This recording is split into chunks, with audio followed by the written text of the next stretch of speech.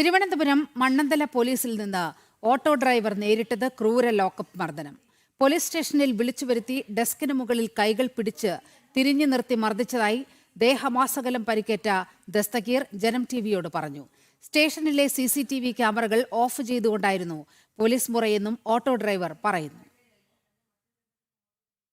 വീട്ടിൽ നിന്ന് വിളിച്ച് സ്റ്റേഷനിൽ വിളിച്ച് ഞാനും വൈഫായിട്ട് ചെറിയ സംസാരങ്ങളായി. വൈഫ് പെട്ടെന്ന് ഫോൺ ചെയ്ത് വിളിച്ച് മണ്ണന്തല സ്റ്റേഷനിൽ വിളിച്ച് മണ്ണന്തല സ്റ്റേഷനിൽ രണ്ടുപേരായിട്ട് വന്ന് ഡ്രൈവർ അഡീഷണൽ SI ആയിട്ട് വന്ന് വീട്ടിൽ നിന്ന് കുറേ തല്ലി.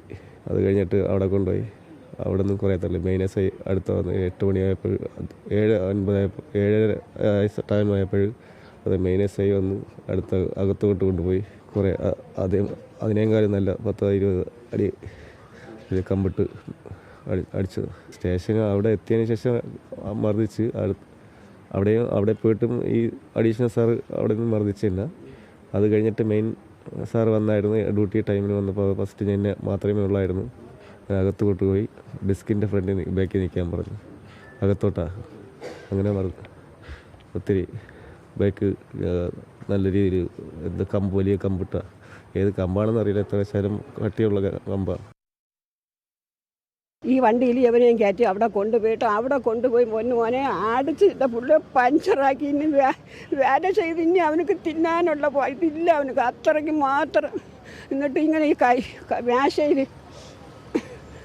മേശയിൽ ഇങ്ങനെ അടിച്ചിട്ട് ക്യാമറ ഇതാക്കുന്നു. മുറിക്കകത്ത് കൊണ്ടുപോയിട്ട് ക്യാമറ ഓഫ് ചെയ്ത് ഇങ്ങനെ കസേരയിൽ ഇങ്ങനെ ഇരിക്കാൻ പറഞ്ഞു, കൈവയ്ക്കാൻ പറഞ്ഞു. പറഞ്ഞിട്ട് ഇവിടെ ഇത്ര ദൂരം ഒരു 10-15 അടി, ഒരു തൊടിപ്പിൽ തന്നെ ഒരു 10-15 അടി അടിച്ച് ഇവിടെ അത്രയും അങ്ങ് പൊട്ടി. ആരും കണ്ട മക്കളെ സഹിക്കില്ല. എനിക്ക് ഒരു മോനെ ഉള്ളു. വല്ല വേല ചെയ്തുകൊണ്ട് തരണ പൊന്നു മോനാണ്. എനിക്കും കൂടെ കൊണ്ട് തരണ പൊന്നു മോൻ കഴിയണത്. ഇന്നലെ രാവിലെ കൊണ്ടുവന്നു. ഇന്നലെ രാവിലെ ഒരു 10 മണിയാക്കി ഇവിടെ കൊണ്ടുവന്ന് അദ്യന്തവാഴയിൽ കൊണ്ടുവന്നു. അതേസമയം ഇയാൾ ഭാര്യയെ മർദ്ദിച്ചതായി പരാതിയുണ്ടെന്നും ഇതിന്മേൽ ഭർത്താവായ ദസ്തഗീറിനെ സ്റ്റേഷനിലേക്ക് കൂട്ടിക്കൊണ്ടുവരിക മാത്രമാണ് ചെയ്തതെന്നും പോലീസ് പറയുന്നു. വിവരങ്ങളുമായി പ്രശാന്ത് ചേരുന്നുണ്ട്. പ്രശാന്ത്, എന്താണ് സംഭവിച്ചതെന്നാണ് മനസ്സിലാകുന്നത്?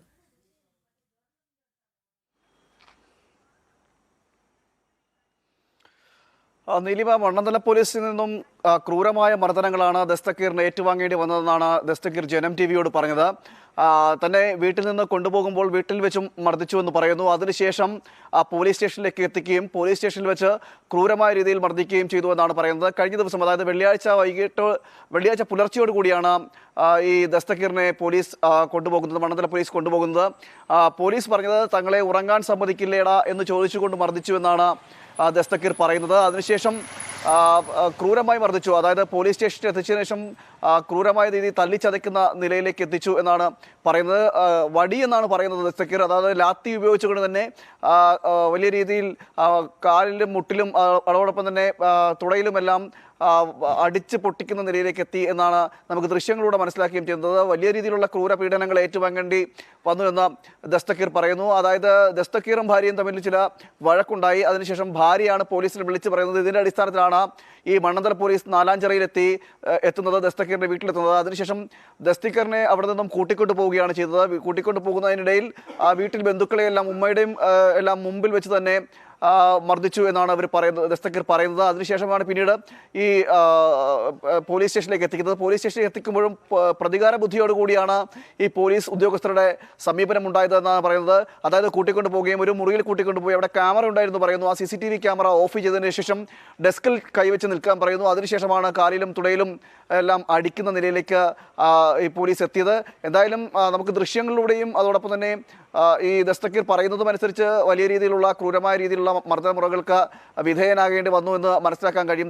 ദൃശ്യങ്ങൾ കണ്ടു കഴിഞ്ഞാൽ അതിൽ കൃത്യമായിട്ട് മനസ്സിലാകും. കാരണം തുടയിൽ ഈ ലാത്തി കൊണ്ടുള്ള അടിയുടെ പാടുണ്ട്. അത് വലിയ രീതിയിൽ മർദ്ദിച്ചതിന്റെ പാടുകളാണ് കാണുന്നത്.